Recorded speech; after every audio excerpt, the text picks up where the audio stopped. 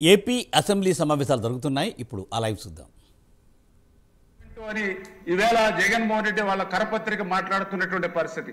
నేను అడుగుతూ ఉన్నా, ఏదైతే 2019కి ముందు ఏదైతే అసలు పోలవరం ఫేజ్ 1 ఫేజ్ 2 అని ఇప్పుడు కూడా లేదు అధ్యక్ష. పోలవరం ప్రాజెక్ట్ అనే ఆ రోజు చంద్రబాబు నాయుడు గారి సారథ్యంలో 55,000 కోట్లకు ఆ రోజు ఆమోదం పొందినటువంటి పరిస్థితి అధ్యక్ష.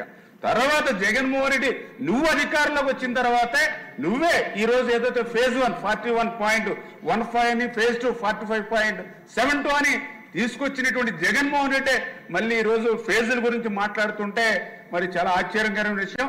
చాలా క్లియర్ గా చెప్తా ఉన్నాం, ఈవేళ చంద్రబాబు నాయుడు గారి స్కీము 45.72.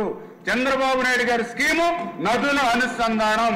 ఖచ్చితంగా ఆ నదుల అనుసంధానాన్ని పూర్తి చేసేటువంటి విధంగా ఆ 45.7.2కి ఆ పోలవరాన్ని పూర్తి చేసుకుని ఆ గోదావరి జలాలు అటు ఏదైతే ఉత్తరాంధ్రకు అటు రాయలసీమకు తీసుకెళ్లేటువంటి బాధ్యత ఈ రోజు మరి చంద్రబాబు నాయుడు గారి సారథ్యంలో మేమందరం కూడా పనిచేస్తామని చెప్పి తెలియజేసుకుంటూ, అదేవిధంగా ఈ రోజు పోలవరంతో పాటుగా ఈ గత 5 నెలల్లోనే వారానికి 2 సార్లు 3 సార్లు మరి ముఖ్యమంత్రి గారు మాతో రివ్యూ పెట్టుకుంటూ ఇమ్మీడియట్లీ ప్రాధాన్యత కలిగినటువంటి ప్రాజెక్టులన్నీ కూడా మీరు టైం బాండ్ పెట్టుకుని పూర్తి చేయాలనేటువంటి ఉద్దేశంతో ఏదైతే ఉత్తరాంధ్రకి నీరు ఇవ్వాలని ఏదైతే మరి పోలవరం లెఫ్ట్ కెనాల్ కానీ, చింతలపూడి ఎత్తిపోతలు కానీ, అదేవిధంగా వెలిగొండ కానీ, అదేవిధంగా రాయలసీమకి గుండెకాయ లాంటి హంద్రి నివా కానీ, అదేవిధంగా ఏదైతే గోదావరి పెన్నా లింక్డ్ కానీ, ఇట్లా ఎవ్రీ 2-3 డేస్కి ఒకసారి రివ్యూస్ తీసుకుంటూ మరి మమ్మల్ని ముందుకు పరిగెట్టించేటువంటి పని చేయడం ద్వారా ఈరోజు ఈ 5 నెలల్లోనే కొంత ప్రాజెక్టుల్ని మరి ఆయన సారథ్యంలో ముందుకు తీసుకెళ్తున్న విషయాన్ని కూడా మరి ఈ సందర్భంగా మీ ద్వారా కూడా తెలియజేసుకుంటూ, మరి అదేవిధంగా చంద్రబాబు నాయుడు గారి ఆలోచన ఒక్కటే, నేను కూడా ఆయన దగ్గర నుంచి చూసిన వ్యక్తిగా, ఒక్కసారి వరద వస్తే మళ్ళీ 2-3 సంవత్సరాల వరకు కూడా కరువు రాకుండా ఈ రాష్ట్రాన్ని కాపాడుకోవాలనేటువంటి ఆలోచన మాటలు ఆయన ఇప్పటి నుంచి దగ్గర నుంచి మేము చూస్తున్నాం అధ్యక్ష. దానికి ఉదాహరణ మేము మొన్న ఏదైతే మన ప్రకాశం బ్యారేజీ నుంచి వెళ్తూ ఉంటే ఆ యొక్క కృష్ణాకు సంబంధించినటువంటి వాటర్ ఆ బ్యారేజీ కిందకు పోతూ ఉంటే నేను కారులో పోతూ మా వాళ్ళతో అన్నాం, మనకి ఏదైతే ఇవాళ అక్టోబర్ నెలలో కూడా కృష్ణా నది కిందకి వెళ్తూ ఉంది, ఈ అదృష్టం మనకి నేను అనుకున్నా అని వాళ్ళతో కూడా అన్నాం.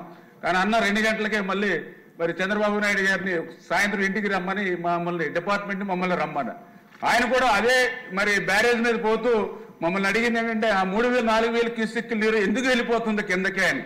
అంటే ఆయన ఆలోచనకి మా ఆలోచనకి అంటే ప్రతి నీటి బొట్టు కూడా ఒడిసి బట్టి ఆ కరువు ప్రాంతానికి పోవాలి, ఆఖరి ఆయకట్టు వరకు కూడా నీరు అందించాలనేటువంటి ఆయన ఆలోచన ఏదైతే ఉందో దానికి అనుగుణంగా మేము కూడా పనిచేస్తున్నాం అధ్యక్ష.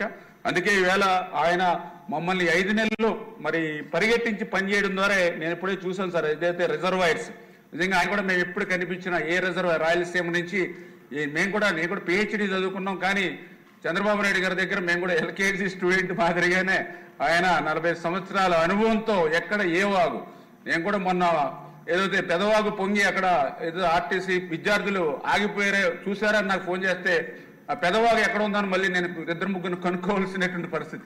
ఎందుకంటే మేము చదువుకున్న ఏదో కృష్ణా, గోదావరి, పెన్నా ఈ నదులు ఎక్కడ పుట్టినాయి, ఉపనదులు ఎక్కడ కలిసినాయి ఇవి తెలుసు, కానీ ఈ వాగుల గురించి అంటే ఆయనతో కూర్చుంటే మాత్రం ఆయన ఎక్కడ ఏ వాగు ఎందులో కలుస్తుంది, ఏ రివర్ లింక్డ్ అనేది 100% ఆయన దగ్గర నుంచి మేము నేర్చుకుంటూ ఉన్నాం. ఆయన ఇక ఇచ్చినటువంటి గైడ్ లైన్స్ ప్రకారం మన రిజర్వాయర్స్ చూస్తే అధ్యక్ష నిజంగా మన ఏదైతే మన ఆంధ్రప్రదేశ్ రాష్ట్రంలో మరి ఏదైతే 961 టీఎంసీలు ఏదైతే ఫుల్ కెపాసిటీ ఈరోజు రిజర్వాయర్లకు ఉంటే అందులో 844 టీఎంసీలు అంటే ప్రజెంట్ స్టోరేజ్ చేయగలిగాం అధ్యక్ష.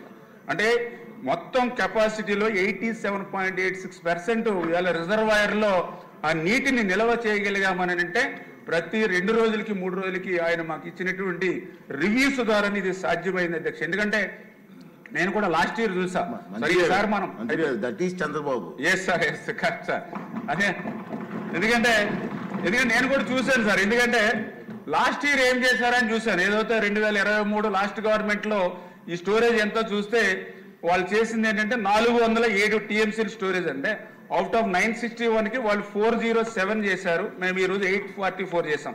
అంటే ఇప్పుడు 87.86 మేము పూర్తి చేస్తే వాళ్ళు ఓన్లీ 42.39% మాత్రమే వాళ్ళ రిజర్వాయర్ని నీరు నిల్వించగలిగారు అధ్యక్ష.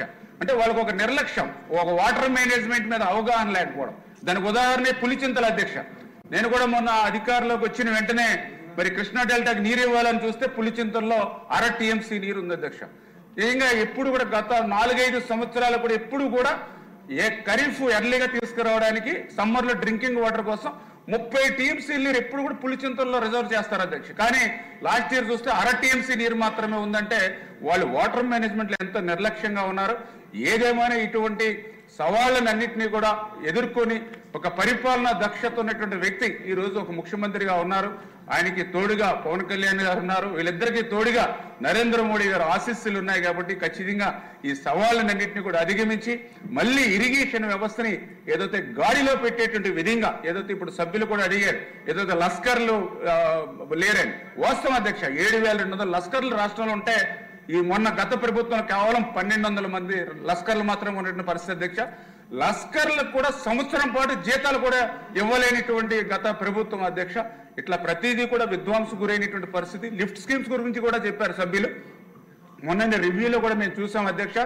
1040 లిఫ్ట్ స్కీమ్స్ స్టేట్ లో ఉంటే 450 లిఫ్ట్ స్కీమ్లు గత ప్రభుత్వంలో మూతపడ్డాయి అధ్యక్ష. ఇట్లా ప్రతి సెక్టార్ కూడా నష్టపోయినటువంటి పరిస్థితి అధ్యక్ష. ఇవన్నీ కూడా మరి చంద్రబాబు నాయుడు గారి సారథ్యంలో మేమన్నీ కూడా ముందుకెళ్తాం. మరి నేను కూడా మనం చూసాం ఏదైతే మన బడ్జెట్ కూడా ఇరిగేషన్ శాఖ కూడా అత్యంత ప్రాధాన్యతనిస్తూ 16,700 కోట్ల రూపాయలు ఇవాళ ఇరిగేషన్ శాఖకు మరి కేటాయింపులు ఇచ్చారని అంటే అది చంద్రబాబు నాయుడు గారు ఈ శాఖకి ఇచ్చేటువంటి ప్రాధాన్యత. కాకపోతే మాకు దురదృష్టం ఏంటంటే జగన్మోహన్ రెడ్డి వారసత్వంగా మాకు ఒక 18,000 కోట్లు మరి ఏదైతే బిల్స్ పెండింగ్ బిల్స్ కూడా మాకు వచ్చినాయి అధ్యక్ష.